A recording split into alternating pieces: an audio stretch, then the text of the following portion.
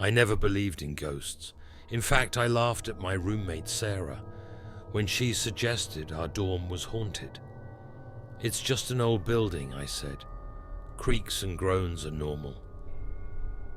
But things changed one chilly October night during our sophomore year. Sarah and I had just returned from a late-night study session. As soon as we entered our room, an icy chill settled over us.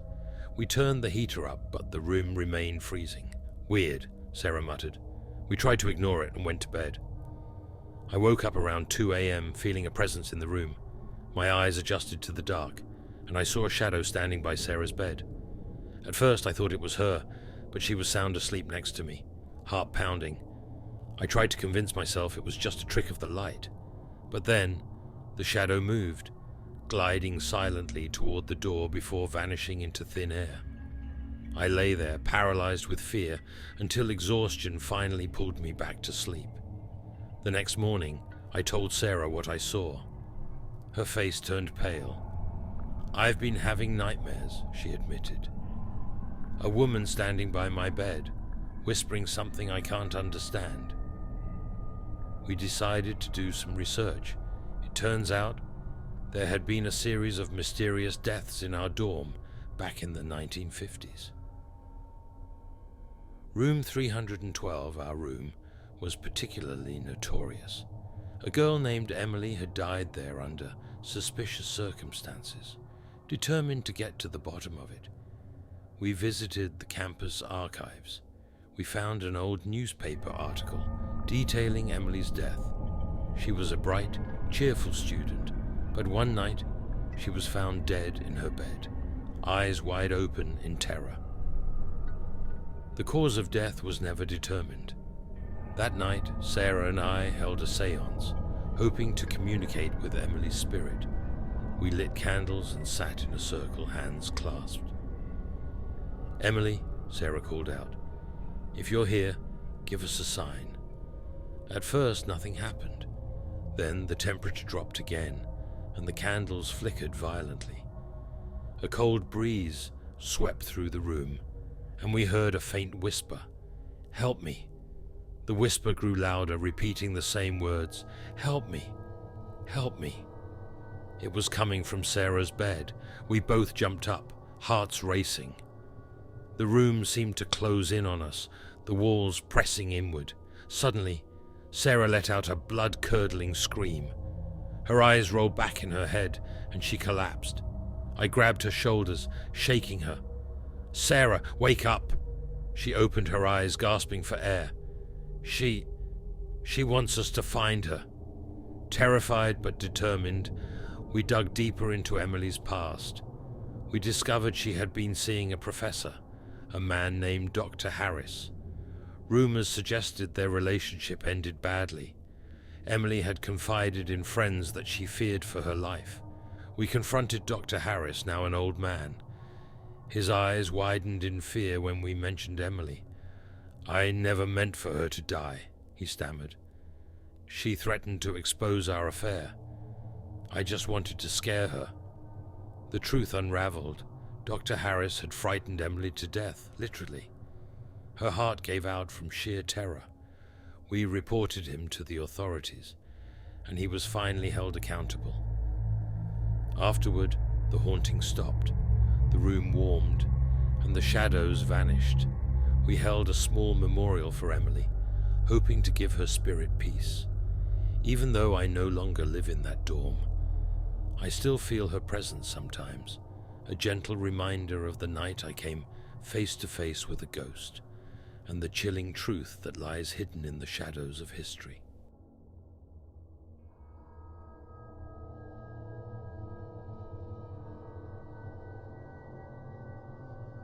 It was finals week, and I was spending every waking hour in the campus library. The building was a labyrinth of towering bookshelves and dimly lit study corners, perfect for someone looking to cram in last-minute studying. One night, I decided to stay until closing. As midnight approached, the library was eerily quiet. I found a secluded study carrel on the third floor, hidden away from the main areas. I liked the solitude, it helped me focus. Around 11:30 p.m., I heard faint whispers.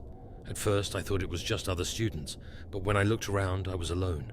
I shrugged it off, attributing it to exhaustion, but the whispers grew louder, more insistent. They seemed to be coming from the bookshelf behind me. I turned, scanning the rows of books, but saw nothing unusual. I tried to go back to my notes, but the whispering continued, now accompanied by soft footsteps. Chills ran down my spine. I gathered my things, ready to leave. When the lights flickered, the whispers turned into distinct words. "Find me." I froze. The voice was coming from an old dusty book on the shelf. Curious and terrified, I pulled it out. It was a diary, its pages yellowed with age. The cover bore the name Eliza Johnson. I opened it and began reading. Eliza was a student at the college in the 1920s. She wrote about her life, her studies, and a mysterious admirer who left her love notes in the library. The entries grew darker over time. Eliza wrote about feeling watched, followed. She was scared, but she didn't know who to turn to. The final entry was chilling. "He's coming for me tonight. If I disappear, know that it wasn't an accident."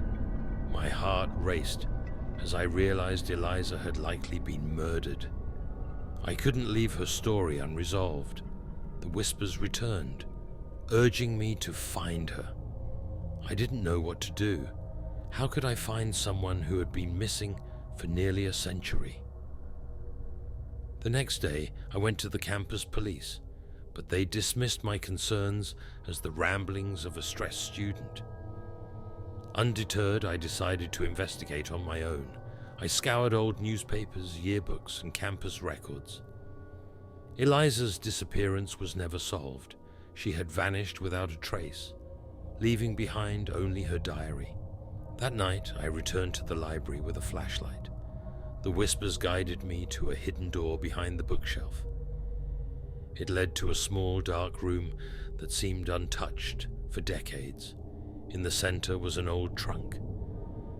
My hands trembled as I opened it. Inside, I found Eliza's belongings, her clothes, books, and a bundle of love letters. They were from her admirer, who turned out to be a professor. His final letter was the most disturbing. It was a confession. He had become obsessed with Eliza, and when she rejected him, he killed her in a fit of rage. He hid her body in the trunk, intending to move it later, but the library was renovated and the room was sealed off.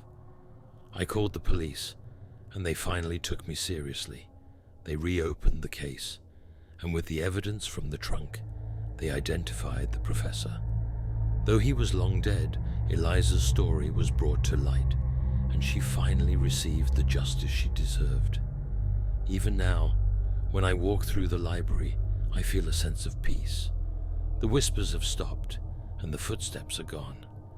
Eliza's spirit can rest, and I can study in the library without fear, knowing that I helped solve a mystery that had haunted our campus for nearly a century.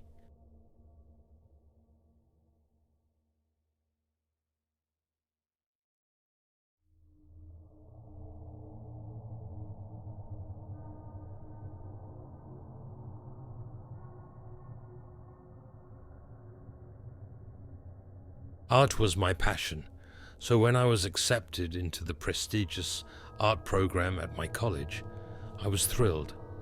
The studio was my sanctuary, a place where I could lose myself in painting and forget about the stresses of college life. One day, while rummaging through the storage room for supplies, I found an old dust-covered painting. It was of a woman with piercing eyes and a sorrowful expression. The painting drew me in, and I felt an inexplicable connection to it. I asked my professor about it, but he seemed reluctant to talk. "That painting is cursed," he finally said. "The artist Margaret Holloway painted it just before she disappeared. They say whoever owns the painting meets a terrible fate." I laughed it off as a superstition, but my curiosity was piqued. I took the painting to my dorm room planning to study it and perhaps even restore it. That night I had a vivid nightmare. I was in a dark forest running from something unseen. The woman's face from the painting appeared, her eyes filled with terror. I woke up drenched in sweat, the painting lying on the floor beside my bed. Over the next few days, strange things started happening. I would hear whispers when I was alone, see shadows moving out of the corner of my eye, and feel a cold presence in my room. My grades began to slip, and I couldn't focus on my work. One evening, I was in the studio late, trying to catch up on a project.